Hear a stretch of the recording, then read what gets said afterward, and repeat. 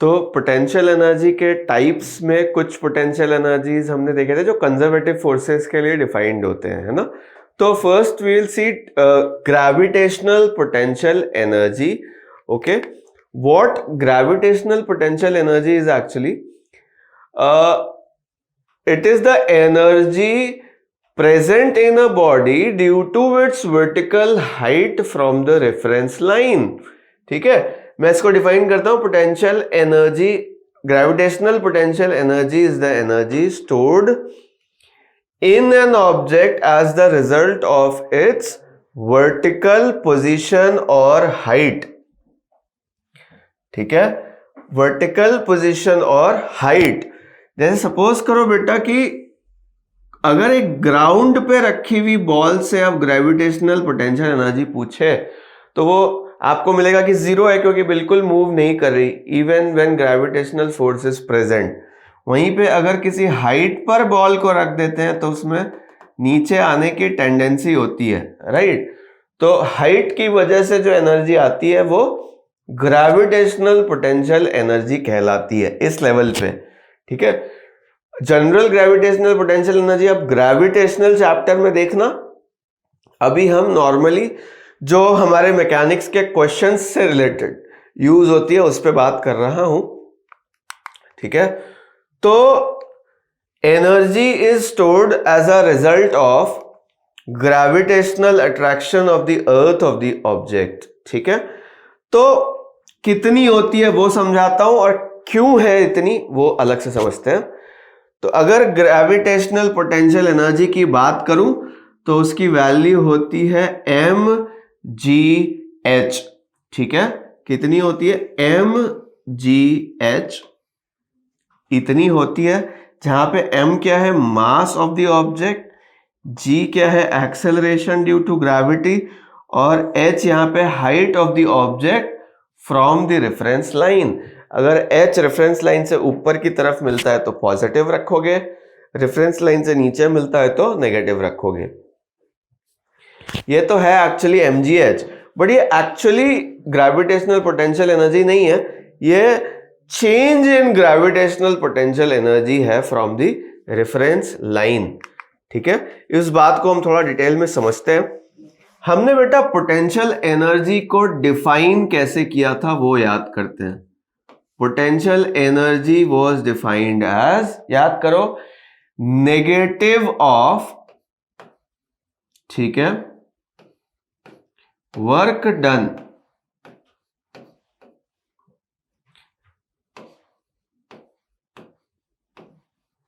ठीक है, work done, sorry,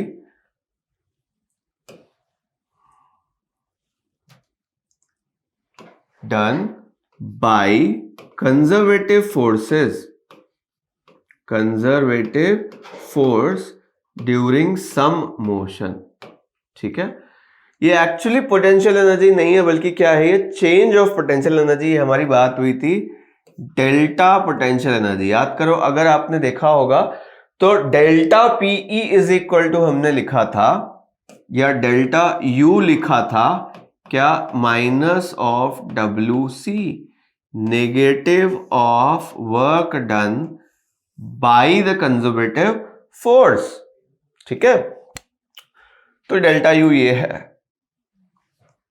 अब बेटा सपोज करो कि यहां पे जब बॉडी बिल्कुल ग्राउंड पे है तब मैंने इसको बोला u, ठीक है, इनिशियल, और जब हाइट h पे ले गए तब, ठीक है, यहां पे जब बॉडी थी तो u इनिशियल, और जब हाइट h पे चली गई है तो पोटेंशियल एनर्जी की वैल्यू u फाइनल हमने बोल दी। तो u final minus u initial, ये हमारे लिए क्या बन गया बेटा, डेल्टा u बन गया। ठीक है, और ये होना क्या चाहिए, negative of work done by gravity. ठीक है, बॉडी को कहां से कहां ले गए हो बच्चे, हाइट h तक हम ले गए, यहां से उठाया और h हाइट तक ले गए। अब याद करो, अगर बॉडी को h हाइट ऊपर ले जा रहे हो, यहां पे बॉडी को मैं ड्रॉ करूं तो बेटा डिस्प्लेसमेंट है ऊपर और ग्रेविटी का फोर्स mg लग रहा है नीचे। ठीक, रिपीट करता हूं बेटा, डेल्टा यू मतलब चेंज इन पोटेंशियल एनर्जी हमने क्या याद रखा है, negative of work done by conservative force. मैंने बोला भाई लेट अस से कि यहां पे इसकी पोटेंशियल एनर्जी क्या है, यू इनिशियल। यहां से जब बॉडी को ऊपर ले गए तब पोटेंशियल एनर्जी क्या है, यू फाइनल। तो डेल्टा यू मतलब you final minus you initial हमारे लिए क्या हो गया, negative of work done by gravity. अब हम देखते हैं ऊपर ले जाने में इस लेवल से इस लेवल तक कितना वर्क डन करती है ग्रेविटी या ग्रेविटेशनल फोर्स। बेटा पहली बात तो देखो, ग्रेविटेशनल फोर्स का work done mg into h देखा था हमने, तो mg लग रहा है नीचे और डिस्प्लेसमेंट है ऊपर, तो वर्क डन कैसा होना चाहिए, नेगेटिव। ठीक है भाई, माइनस, अब वर्क डन लिखता हूं, वर्क डन खुद में कैसा है, नेगेटिव है, क्योंकि बॉडी जा रही थी ऊपर और mg लग रहा था नीचे, तो अपोज कर रहा है, तो माइनस mg हो गया तुम्हारा फोर्स और डिस्प्लेसमेंट कितनी ली है, h। ठीक है, तो पोटेंशियल एनर्जी की जो value I, change in potential energy की जो वैल्यू आई वो आई mgh। ये क्या है, u final minus u initial. तो जो u फाइनल अगर हमारी h हाइट पे है वो कितनी है, mgh plus u initial. u initial मतलब रेफरेंस लाइन पे जितनी है वो। ठीक है, h हाइट जाने पर पोटेंशियल एनर्जी कितनी बढ़ गई, mgh से। तो ये u इनिशियल ऐड करना रहता है। हम जनरली क्या करते हैं, रेफरेंस लाइन पे अगर हम इसको लिख दें 0 बेटा, u इनिशियल को क्या लिख दें हम, 0, तो ये u इनिशियल 0 हो जाएगा और सीधे रेफरेंस लाइन से h हाइट जाने पर पोटेंशियल एनर्जी आप क्या लिख पाओगे, mgh। ठीक, तो जहां से भी एक जगह आप कहीं भी ले लो रेफरेंस लाइन और वहां डिफाइन कर दो कि पोटेंशियल एनर्जी की वैल्यू क्या रहेगी, 0। ऊपर जाते हो तो पोटेंशियल एनर्जी mgh से बढ़ जाएगी, नीचे आते हो तो पोटेंशियल एनर्जी mgh से कम हो जाएगी। मतलब चेंज की वैल्यू, डेल्टा यू की वैल्यू माइनस mgh लिख पाएंगे हम लोग। ठीक है, तो बेटा अगर बॉल को यहां रखा और मैंने इसकी potential energy u is equal to 0 define कर दी, तो h हाइट पर जाने पर इसकी पोटेंशियल एनर्जी अब क्या हो जाया करेगी, mgh हो जाया करेगी। और अगर इसी बॉल को मैं नीचे ले आऊं, ठीक है, किसी h हाइट यानी h हाइट से नीचे ले आऊं, तो यहां पे कितनी पोटेंशियल एनर्जी मुझे मिल जाएगी बच्चे, इस जगह पर पोटेंशियल एनर्जी हमें मिला करेगी माइनस mgh।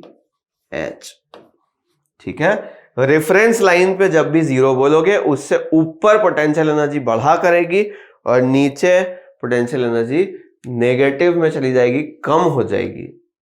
ठीक है, I hope it is clear to you बच्चों। Now let us see what is elastic potential energy. हमने ग्रेविटेशनल पोटेंशियल एनर्जी पढ़ा है, एक जनरल टर्म पोटेंशियल एनर्जी को भी पढ़ लिया। Now what is elastic potential energy. Elastic, if you think in your mind, what is elastic, whatever you stretch and it can go back to its own shape, then that particular thing is called elastic। ठीक है, तो सबसे अच्छा example क्या होता है हमारे लिए, स्प्रिंग जो है वो सबसे अच्छा एग्जाम्पल होता है पोटेंशियल एनर्जी को स्टोर करने के लिए। ओके, तो energy stored in elastic materials as the result of their stretching और compressing is called elastic potential energy. ठीक है, जैसे स्प्रिंग को कंप्रेस कर दो तो उसमें कुछ एनर्जी स्टोर हो जाती है, या स्प्रिंग को एक्सटेंड कर दो तो उसमें कुछ एनर्जी स्टोर हो जाती है। वो क्या कहलाती है? Elastic potential energy. तो springs are special instance of a device that can store elastic potential energy due to either compression और stretching। ठीक है, एक स्प्रिंग का डायग्राम मैं आपको शो करता हूं बच्चों। ये एक अनस्ट्रेच्ड स्प्रिंग है, it has not been compressed, it has not been stretched, तो because it is at natural length, ठीक है, जितनी होती है उतनी है, तो बिल्कुल भी दुखी नहीं है, it is not storing any energy. But if you stretch it outwards तो क्या होगा? आपको वर्क करना पड़ा टू स्ट्रेच इट, है ना। ऑब्वियसली अगर मैं इस बॉल को पकड़ के बाहर की तरफ खींचूंगा तो स्प्रिंग एक फोर्स लगाएगी, restoring force, spring force minus के एक्स, जो हमारे स्ट्रेच करने को अपोज करेगा, राइट। तो इस अपोजिशन की वजह से क्या होता है, हमें करना पड़ता है कुछ वर्क, और ये जो वर्क हम करते हैं ये किस में स्टोर हो जाता है? Potential energy of the spring में। ठीक है, तो potential energy of the spring actually कितना होता है? हाफ के एक्स स्क्वायर होता है। ठीक है, इसको हम समझते हैं। पहले ये फॉर्मूला देख लो कि अगर पोटेंशियल एनर्जी ऑफ स्प्रिंग आपसे पूछा जाए तो how much will that be? Half K X square. यहां पे बच्चों के क्या है? स्प्रिंग कांस्टेंट है, जिसको कभी कभी हम लोग स्टिफनेस ऑफ स्प्रिंग भी बोलते हैं, और एक्स क्या है यहां पे? एक्सटेंशन और compression from the natural length. ठीक है, अमाउंट ऑफ कंप्रेशन भी हो सकता है वो, या फिर अमाउंट ऑफ एक्सटेंशन भी हो सकता है। ठीक है, वो अमाउंट ऑफ एक्सटेंशन भी हो सकता है। ठीक है, relative to the equilibrium position. Equilibrium position मतलब जब स्प्रिंग का फोर्स जीरो है उस जगह से। इसको मैं ऐसा भी बोल सकता हूं, natural length position, natural length position. ठीक है, relative to the natural length position, जितना भी आप उसको मूव कराते हो, एक्स या तो कंप्रेस करो या एक्सटेंड करो, both of these cases will have some potential energy stored in the spring, and this potential energy is half k x square. तो potential energy of the spring is always positive or either zero, ये ध्यान रखना है आपको। ठीक है, तो एक क्वेश्चन लेकर के इस बात को और अच्छे से समझते हैं। देखो, when a spring is stretched by 2 centimeter, it stores 100 joule of energy। ये पहला स्टेटमेंट क्या है भाई, कि अगर एक स्प्रिंग को 2 सेंटीमीटर से स्ट्रेच करते हैं तो उसमें स्टोर हो जाती है 100 joule energy. If it is stretch by further bye 2 centimetre, अगर उसको और 2 सेंटीमीटर से स्ट्रेच करें तो stored energy will be increased by, मतलब चेंज कितना आएगा। बच्चों इस बात को समझते हैं। जैसे सपोज करो एक स्प्रिंग है, ठीक है, ये अभी नेचुरल लेंथ में है। सपोज कर लेते हैं बच्चों कि इसका जो नेचुरल लेंथ है वो इतना है। ठीक है, अब हम क्या करते हैं, इसको थोड़ा सा फोर्स लगा करके स्ट्रेच करते हैं। लेट अस से कि मैंने इसको थोड़ा स्ट्रेच कर दिया। ठीक है, कितना स्ट्रेच किया मैंने? तो ये डिस्टेंस दी हुई है कि हमने 2 सेंटीमीटर इसको स्ट्रेच किया। 2 सेंटीमीटर बोल सकता हूं या 2/100 मीटर भी बोल सकता हूं। और इस केस में हमें बोला गया है कि 100 जूल ऑफ एनर्जी इसमें स्टोर हो गई। ठीक है, तो अगर मैं इनिशियली बात करूं तो यहां पे यू कितना था? 0 था, बिकॉज वो बिल्कुल अनस्ट्रेच्ड थी।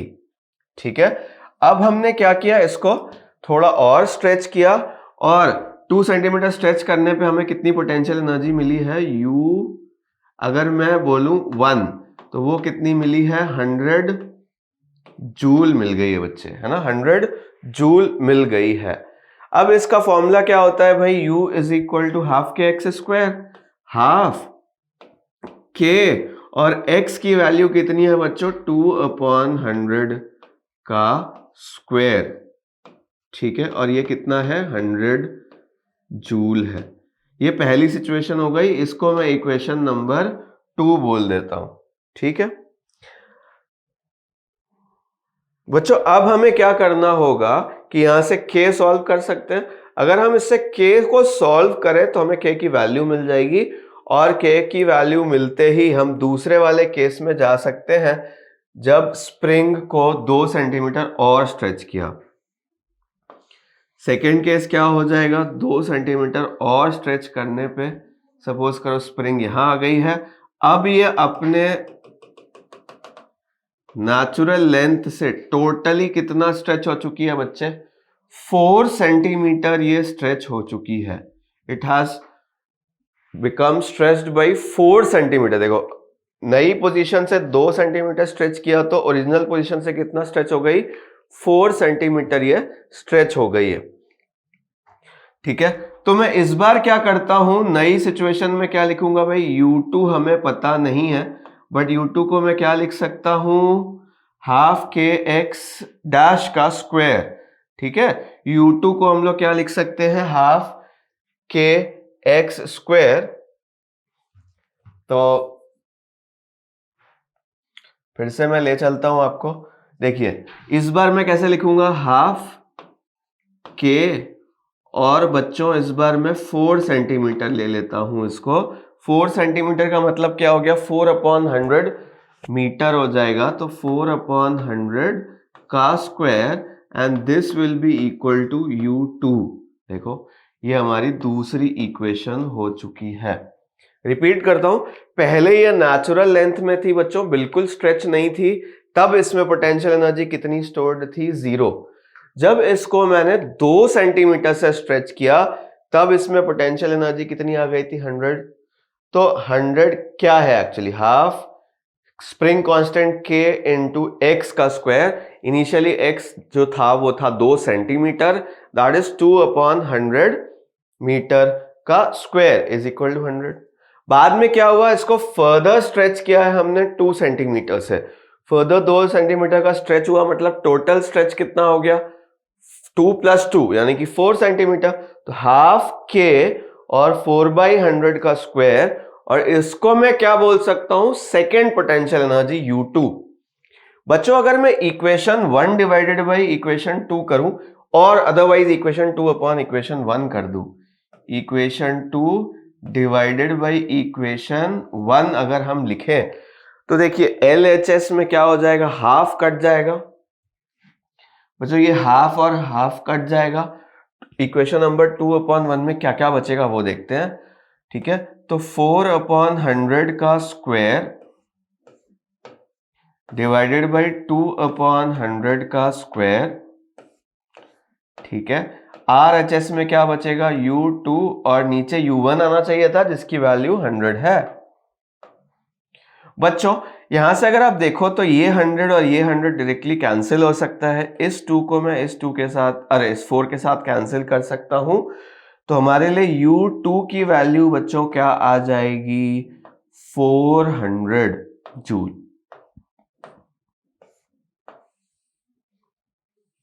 ठीक है, इनिशियली जब 2 सेंटीमीटर से स्ट्रेच था तब पोटेंशियल एनर्जी की वैल्यू थी 100 जूल, और जब ये फाइनली 4 सेंटीमीटर पे स्ट्रेच हो चुका है तब पोटेंशियल एनर्जी कितनी आई है, 400 जूल। तो हमें क्या पूछा है, स्टोर्ड एनर्जी इंक्रीजेस बाय। तो बच्चों देखो पहले थी 100, बाद में हो गई है 400, directly we can say that the increase in potential energy will be 300 joule.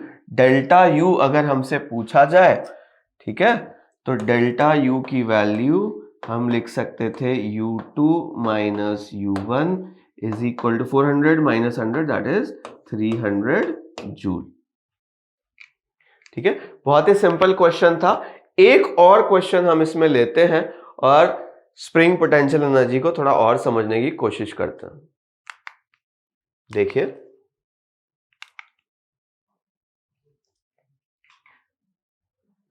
क्या कहता है, when 1 kg mass hangs attached to a spring of length 50 centimeter, the spring stretches by 2 centimeter. ठीक है, एक स्प्रिंग थी बच्चों, इस स्प्रिंग की लेंथ कितनी है, सपोज करो बच्चों 50 सेंटीमीटर है। कितनी है? 50 सेंटीमीटर। और जब इसमें एक ब्लॉक को हैंग कर देते हैं, ठीक है, कितना, 1 kg का ब्लॉक इसमें हैंग कर दिया, तो ये कितना स्ट्रेच हो जाती है? 2 सेंटीमीटर से ये स्ट्रेच हो जाती है। ठीक है, पहली बात तो ये है। इससे क्या हम स्प्रिंग फोर्स और mg को बैलेंस करके k की वैल्यू फाइंड कर लेंगे। ठीक है, the mass is pulled down until the length of the spring becomes 60 centimetre. अभी पहले 50 था, लटकाया जब मास को तो 2 सेंटीमीटर से और बढ़ गया, लेकिन अभी भी हम और एक्स्ट्रा फोर्स लगा करके इसको और कितना बना लेंगे, स्प्रिंग की लेंथ को 60 सेंटीमीटर बना लेंगे। स्प्रिंग को और स्ट्रेच करेंगे और 60 सेंटीमीटर तक ले जाएंगे। तो इससे क्या होगा बच्चों, देखिए इसको खींचा खींचा खींचा खींचा खींचा और कहां तक ले गए, जब तक कि स्प्रिंग की लेंथ कितनी नहीं हो गई, 60 सेंटीमीटर नहीं हो गई। देखो 60 सेंटीमीटर बनाना है, पहले उसकी ओरिजिनल लेंथ थी 50, तो हम टोटल एक्सटेंशन उसमें कितना क्रिएट कर लिए हैं, 10 centimeter we have stretched it from its natural length. ठीक है, जो इसकी नेचुरल लेंथ थी उससे हम कहां ले जा चुके हैं बच्चों, इसको रिपीट करता हूं मैं थोड़ा सा, यहां तक तो पहले से थी, अब उसको एक्स्ट्रा कितना स्ट्रेच कर लिया है हमने, 10 सेंटीमीटर और स्ट्रेच कर चुके हैं। ये पहली वाली स्टेटमेंट उसने इसलिए दी थी कि आप k को कैलकुलेट कर सको, और बाद वाली उसने क्वेश्चन पूछने के लिए दी है, what is the amount of elastic energy stored in the spring in this condition. Okay, तो हम क्या करते हैं, पहले जो उसने इंफॉर्मेशन दी है ये वाली, इसको यूज करके और हम क्या कर सकते हैं बच्चों, k की वैल्यू फाइंड कर सकते हैं। बच्चों अगर मैं इनिशियल कंडीशन में free body diagram of the block बनाऊं, तो उस पे नीचे की तरफ mg फोर्स लग रहा होगा और ऊपर की तरफ उसमें स्प्रिंग का फोर्स kx लग रहा होगा। fs लिख देता हूं, और क्योंकि ये ब्लॉक अभी इक्विलिब्रियम में है, ठीक है, तो ये फोर्सेस जरूर बैलेंस्ड होंगे। बच्चों Fs is equal to mg करते हैं एक बार। ठीक है, Fs क्या होता है, kx, k और x की वैल्यू 2 सेंटीमीटर, इसका मतलब क्या होगा, 2/100 मीटर, इतना एक्सटेंशन उस स्प्रिंग में रहा होगा। तो 2/100 kx हो गया ये, is equal to mg, m मतलब कितना है हमारे पास 1, और g की वैल्यू हम 10 ले लेते हैं। तो बच्चों यहां से कितना आ जाएगा, देखिए k इज इक्वल टू आएगा, ये 100 उधर गया तो 1000 divided by 2, that will be 500। और अगर मैं पूछूं कि k की यूनिट क्या होती है, तो वो न्यूटन पर मीटर में हम लिख सकते थे। ठीक है, तो इस स्प्रिंग के लिए हमारे पास स्प्रिंग कांस्टेंट की वैल्यू अब कैलकुलेट हो चुकी है। Now what we have to do is we have to calculate the spring energy stored in this condition. This condition का मतलब बाद वाली कंडीशन, जब स्प्रिंग अपनी ओरिजिनल लोकेशन से, नेचुरल लेंथ वाली लोकेशन से कितनी स्ट्रेच हो चुकी है, 10 सेंटीमीटर वो स्ट्रेच हो चुकी है। उस कंडीशन में हमें उसके अंदर स्टोर्ड पोटेंशियल एनर्जी को निकालना है और करेक्ट ऑप्शन चूज करना है। ओके, तो मैं दूसरे पेज में जाता हूं और पोटेंशियल एनर्जी कैलकुलेट करने की कोशिश करता हूं। पोटेंशियल एनर्जी क्या होती है, हाफ k x स्क्वायर। बच्चों हाफ तो कांस्टेंट है, k की वैल्यू अभी अभी हमने कैलकुलेट की थी, वो थी 500 न्यूटन पर मीटर, तो ये 500 लिख दिया। और जो उसमें एक्सटेंशन था total from the natural length, वो ही हमें रखना है यहाँ पे, वो कितना हो जाएगा, तो वो था 10 सेंटीमीटर, यानी कि 10/100 ये मीटर उसका स्क्वायर, ठीक है बच्चों। ये 0 0 कैंसिल हो जाएंगे, ये 1/100 होगा, उसके साथ इन जीरोस को कैंसिल कर सकते हैं, ठीक है। तो ये आ जाएगा 2.5 जूल, ठीक है। This much energy will B stored in the spring when you look at it at the final position। जब उसको हम फाइनली ऑब्जर्व कर रहे होंगे, जब वो नेचुरल लेंथ से 10 सेंटीमीटर पे पहुंच चुकी है, तो हमारे लिए ये आंसर हो जाएगा 2.5 जूल, ठीक है। I hope you have understood these 2 questions related to the springs.